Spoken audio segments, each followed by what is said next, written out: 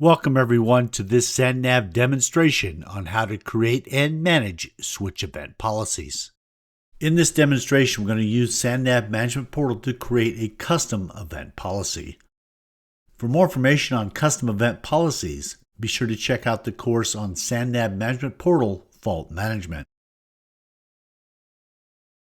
As you can see, we've already clicked on the SANnav tab at the top. And over on the left-hand side, if not already selected, you want to click on Fault Management. This will bring up its sub-menu. Here you want to click on Event Policy Management. This will bring up the Event Policies page. Notice there is one policy already created. This one actually comes with SANnav Management Portal. It's Auto Upload Support Save. This happens when you get FFDC events. Notice it's associated with all switches. It is currently disabled. If you right-click anywhere on that row, it'll open up this little pop-up window where you can view it or enable it. In this example, we're going to create a new policy. So toward the upper right-hand side, click that plus button to open its pull-down menu. You see you have three options there: switch event, switch violation, or SANnav application event. In this demonstration, we're going to click on switch event. This will bring up the Create Switch Event Policy page. Here I'm just going to give it a name, and I'm going to cut and paste just to save a little time. Optional but recommended would provide a tag and description. Next is our criteria and actions. By default, take actions when they occur and suppress are checked. If we click on Other Actions, it'll bring up the available actions, which are Alert by Email, Auto Acknowledge, Capture Support Save, SANnav Tagged Event, or invoke webhooks. So if you select one of these, instead of suppressing the event, it would take these actions when that event happens. You also have the option of take actions when manually selected criteria is met. So if we click on that, it basically has the same actions except the auto acknowledge. It has the alert by email, the capture support save, the SANnav tagged event, and the invoke webhooks event. But what it allows you to do is create a number of times that event has to happen over a period of time before any of the actions will actually be taken.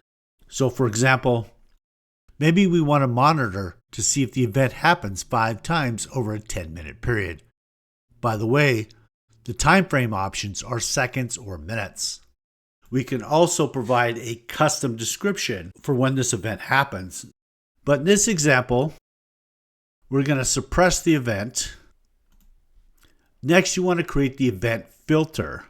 If you chose a MAPS violation or a SANnav application event, the filter options would be different, but the basic flow of this would be the same. So in this example, the first thing we see is severity. We're going to select warning and information. Remember, we're suppressing these events. We could include a message ID if we wanted to suppress just specific message IDs, or we could add a description here if we wanted to match that description and suppress only those events. We also have the option of exclude from results. So if we click on that, and I'm going to add a couple of message IDs here. Again, I'm just going to cut and paste to save time. So what this would do is would suppress all events that are warning or info except if the message ID is EM-1034 or SEC 1188. We can also add a description, for example, scheduled maintenance. It would also exclude any events that has scheduled maintenance as part of the description. Notice now that we have a message ID and a description, it gives us 2 additional options. One is match any or. In other words, I could have an event with a scheduled maintenance, or I could have an event with a message ID of SEC-1188. Both of those would be excluded from this event. If I selected Match All and option, I would have to have both the message ID and the description to match to be excluded from the event. In this example, I'm going to leave it with the Match Any or option. Next, we see the associated switches. By default, all switches are associated, but I could click on this, which will bring up the associated switch table. Toward the upper right-hand side, there's this little icon. You can click on that, To open its pull-down menu, click on Add, where I can select specific switches that are associated with this policy. This could be very useful if I want to create a custom event to troubleshoot sort of an intermittent issue with a particular switch or switches.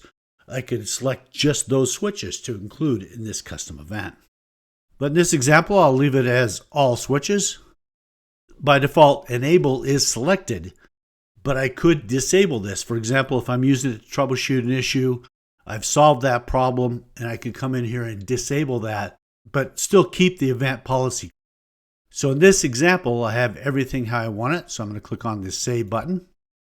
This will return us back to the event policies page. Notice our custom event has been added. It's called edu_event_policy. I can right-click anywhere on that row to bring a pop-up menu where I could view, where I can make changes to the policy. I could disable the policy, or I could completely delete the policy from the SANnav database. You get that same pop-up menu over the far right-hand side. There's that down arrow. If I click on that, you see I get the same menu. I can also select that. So for example, if I had multiple policies that I wanted to delete, I could select those, click on this Show Actions icon to open its pull-down menu where I could delete multiple policies in one action. So this completes this demonstration on SANnav Management Portal Custom Event Policy.